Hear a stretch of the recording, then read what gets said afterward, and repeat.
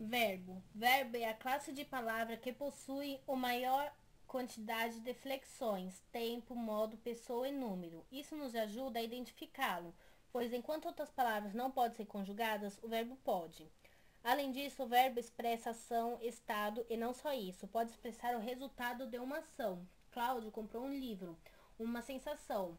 Ele se apavorou, um sentimento. Eu não o invejo. E muitas outras ideias, sempre com a possibilidade de referir-se a alguém ou a algo, o sujeito, e de situar-se no tempo, passado, presente e futuro.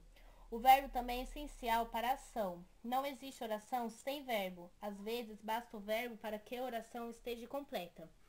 Preposição.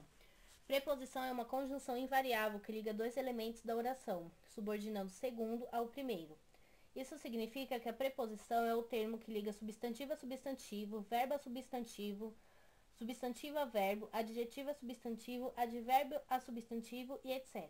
Só não pode ligar verbo a verbo. O termo que liga dois verbos e suas orações é a conjunção, junto com as preposições e as raríssimas circunposições.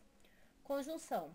As conjunções são palavras invariáveis que servem para conectar as orações ou dois termos da mesma função sintática, estabelecer entre eles uma relação de dependência ou de simples coordenação. Exemplo: portanto, logo, pois, com, mais, e, embora, porque, entretanto, nem, quando, ora, que, porém, todavia, quer, contudo, seja e conforme.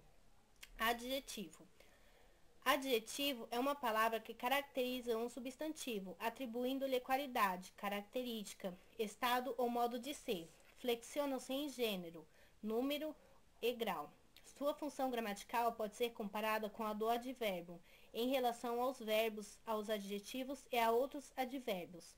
Da mesma forma que o substantivo, os adjetivos contribuem para a organização do mundo em que vivemos. Assim distinguimos uma fruta azeda de uma doce, por exemplo. Eles também estão ligados à nossa forma de ver o mundo.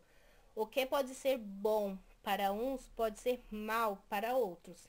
Substantivo. Substantivo é toda palavra que é determinada por um artigo, pronome ou numeral, ou modificada por um adjetivo. Quanto à formação, dá seu nome de substantivo a todas as palavras que nomeiam seres, lugares, objetos, sentimentos e outros. Quanto à existência de radical, o substantivo pode se classificar em primitivo, palavras que não derivam de outras, exemplo, flor, pedra, jardim, leite, goiaba, ferro, cobre, uva, maçã, metal. Derivado, vem de outra palavra existente na língua. O substantivo que dá origem ao derivado, substantivo primitivo, é denominado radical, exemplo, pedreiro, jornalista.